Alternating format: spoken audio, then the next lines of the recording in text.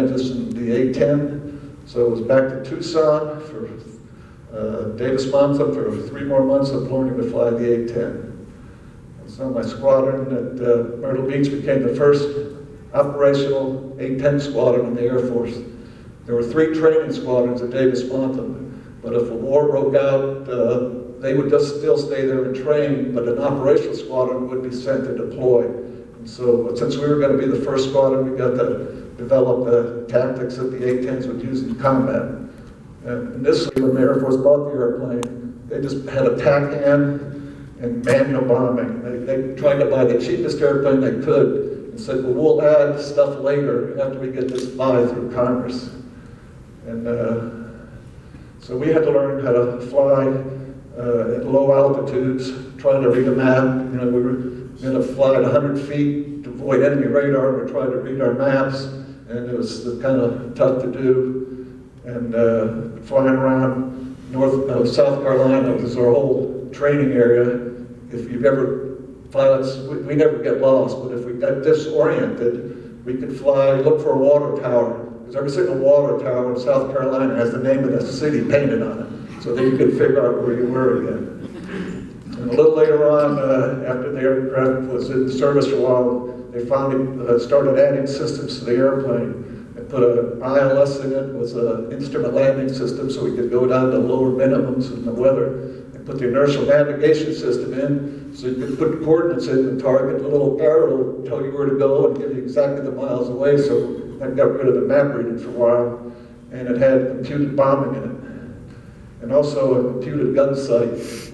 And if you know, if you shoot rifles for a long range, you can't just put the aiming symbol on target, you have to aim up because of gravity drop. The further the bullet goes, it loses velocity and the bullet's going to drop.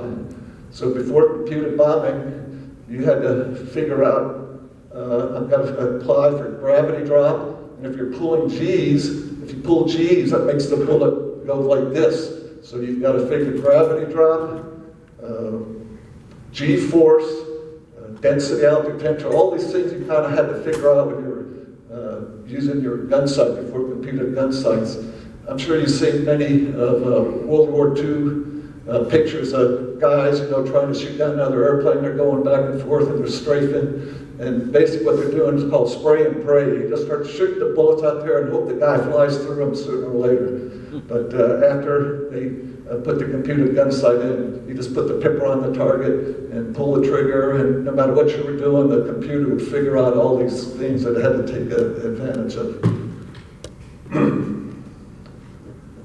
Okay, so I left the Air Force in '79, and I went up and flew with the Massachusetts Air Guard for 4 years, and then I got hired by US Air, and eventually I transferred down to the Washington, D.C. airport and Baltimore airport. And so the Maryland Guard was starting to get A-10, so I went down and interviewed with them and got hired with them. And I wound up with them for 18 years and flew for US Air for 33 years. So people always ask me, you flew for the Air Force for 30 years, you flew for US Air 33 years, you must be like 85 years old or something. But they don't realize that in the Air National Guard, yes, we do have people that are full-time there all the time, but we have a lot of part-timers or guardsmen. So, you know, I'd fly the airliner during the week, and on my days off and weekends, I'd go fly with the Air National Guard. And that was the fun flying, you know, the boring flying during the week, just level off altitude, go for bombs, but on the weekend I could go fly upside down, shoot the gun, drop bombs. So that was fun. Okay, so now let's get into talking about the A-10. First, though, we're going to do a quiz. What aircraft was the first Thunderbolt? Who? B-47. 47. Who said that? Okay, free cup of coffee for you afterwards. What aircraft was the first Thunderbolt? There it is, the P-47. It was the same company that made the A-10, Republic. And once the was bought out by the Fairchild Republic, but it was built at the same Long Island plant. I think it was Farmingdale, Long Island, or something like that. But the P-47 was built at the same plant that the A-10 was built. Okay, the Air Force calls it the A-10 Thunderbolt II, but the pilots, we lovingly call it the Warthog. And you might ask, well, why do you call it the Warthog? Well, they're both uglier than hell. And you can see the Warthog's got some warts on it, and the A-10 has round head rivets all over it. Most fighter jets, they have flush head rivets because they don't want the airflow disturbed. They want the airplane to go fast. The A-10 wasn't built to go fast, it was built to be sturdy. So they just said, oh, screw it, rivet, put rivets all over it. And then, of course, you got the deadly tusks of the Warthog, and then you've got the deadly 30 millimeter cannon on the A-10. So that's how it's got its nickname, the Warthog. And why was the A-10 built? Well, at the end of the Vietnam War, you know, most airplanes over Vietnam could do multi-missions. They could do air-to-air, they could do close air support, they could do deep strike interdiction. There was only one airplane that was strictly close air support, and that was the A-1 Skyraider. But the Air Force was getting rid of that. So after the Vietnam War, the Air Force said, you know, we're going to develop a Cheyenne helicopter, and we're going to provide our own close air support. And the Air Force is going, no, we don't want to lose that mission and all the dollars associated with it. So they said to the Army, you know what, we'll build you a dedicated aircraft for close air support. And I'm going to show you a couple little clips here about like why the A-10 was built. And on this first one, the guy that narrates it, he uses a bunch of acronyms like talking about the gun. It's the A-6-2B432. Just disregard, don't worry about any of that stuff, it's not important. In the 1960s, the Air Force decided it needed a dedicated and affordable ground attack aircraft capable of destroying armored vehicles and static positions in close support of friendly ground troops. The threat of a massive Soviet armored push into Western Europe necessitated an aircraft and weapon system that could engage and destroy main battle tanks and armored personnel carriers. In September 1966, the Air Force launched an Attack Experimental Program, or AX, to develop a new close air support plane. The AX program called for an inexpensive aircraft with good low-speed maneuverability, long loiter time, and an emphasis on survivability and firepower. The developers consulted A-1 Skyraider pilots with operational experience in Vietnam and revised their proposal in the summer of 1970. The new proposal specified a 30mm rotary autocannon with a rate of fire of 4,000 rounds per minute. The Air Force selected two competing gun designs from General Electric, which had developed the earlier M61 Vulcan, and the Philco Ford, developer of the unsuccessful 25mm GAU-7. General Electric's design won out.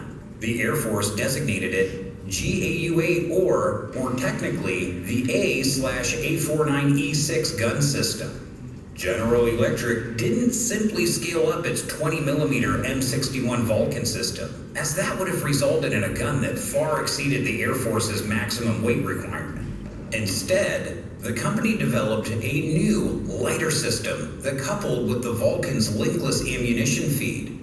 The Air Force down-selected two possible aircraft designs to carry the new gun: Fairchild Republic's YA-10 and the YA-9 from Northrop.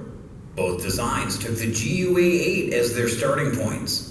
Fairchild mounted the YA-10's cannon slightly to port, with the firing barrel indexing to the starboard side at the 9 o'clock position. This placed the GAU-8's 45 kilonewtons of recoil force along the plane's center line and prevented the A-10 from being pushed off target when fired. Recoil adapters mitigated the amount of recoil that transferred to the plane's airframe. Trials began late in 1972, and in January of 1973, the Air Force selected the YA-10. The A-10 is a sturdy, durable aircraft that requires relatively little maintenance and can even operate from forward bases that often lack extensive support systems and fully prepared runways. Fairchild designed the aircraft for high survivability with an airframe that can withstand 23mm cannon fire and an armored cockpit rated to resist 57mm rounds. The A-10's fuel tanks are self-sealing, and the aircraft can be flown in a so-called manual reversion mode if its hydraulics or avionics are damaged. Okay, another little short one here.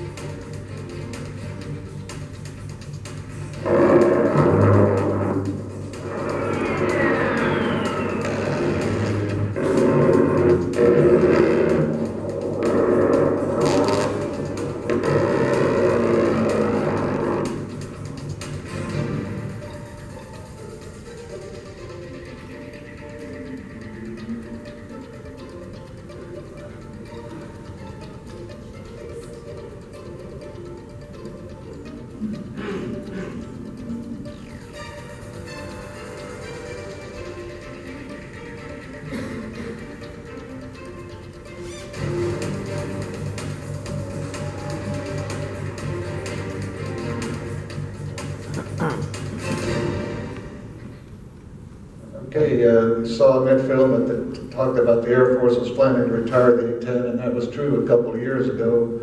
But there was such an outcry from Army guys on the ground and the pilots and people in Congress, and the good job it was doing with license to say, you can't retire this airplane. So they decided to keep it, and in fact they've even awarded a contract to Boeing to put new wings on the airplane, because after you fly an airplane for many years and you pull a lot of G's, you start to get cracks in the spars of the wings and stuff like that.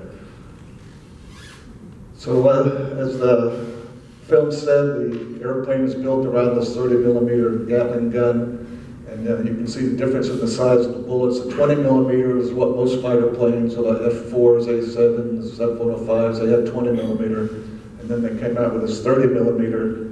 And I've got one up here if you want to take a look at it afterwards. Here, a chrome-plated one. And it had armor-piercing bullets that could go through 8 inches of hardened steel. And on the armor-piercing bullets, they had depleted uranium inside there. And I'll let you read this. It's just basically because depleted uranium is so dense, so it's good for going through metal, and the uranium has a pyrophoric effect. I've seen pictures of movies from inside a tank, and as they were firing these armor-piercing bullets into it, and when the depleted uranium goes through the tank, it turns into molten metal and just ricochets all around through the tank, and just everybody's just turned into an instant crispy critter. And as the movie said, that the gun is offset because if it was down the center line of the airplane, the one firing barrel at the 9 o'clock position, it would fire, it would yaw the airplane, so you wouldn't be able to put the bullets on the target. So I don't know if this pointer works here, but you can see here, if I could hold my hand steady, you go down the center of the cockpit, down the center of the refueling thing, and you can see that the center is the 9 o'clock barrel is actually in the center of the airplane. And so now I'm gonna just show you a little clip of how much the guys on the ground love the A-10, and you'll hear it here in a second.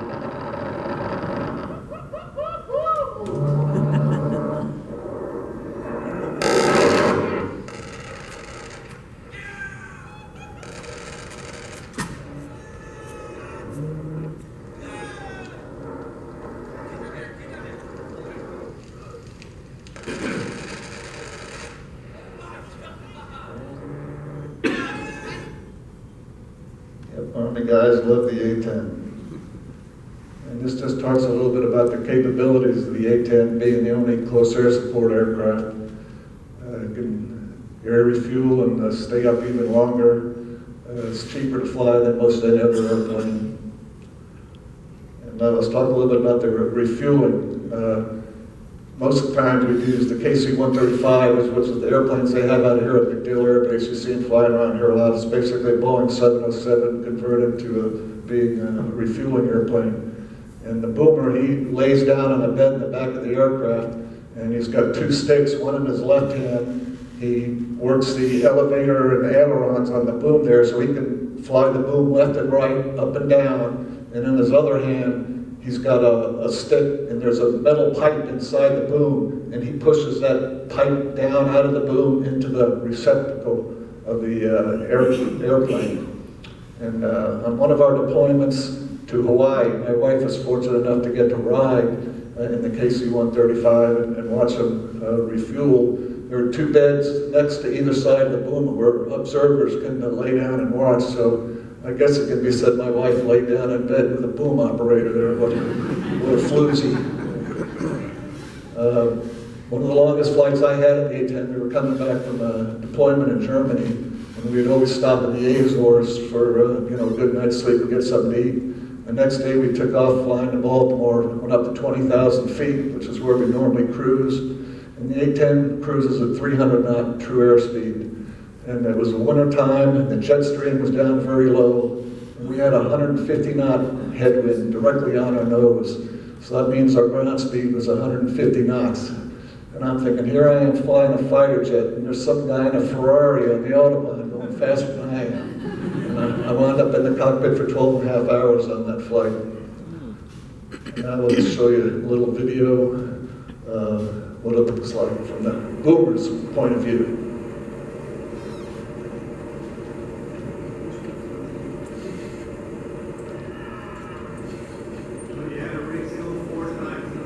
No, it was a lot more, because you always tried to keep the tanks topped off in case you had to divert someplace. So you would refuel, go sit out for 10 minutes and come back and refuel again, always keeping your tanks topped off.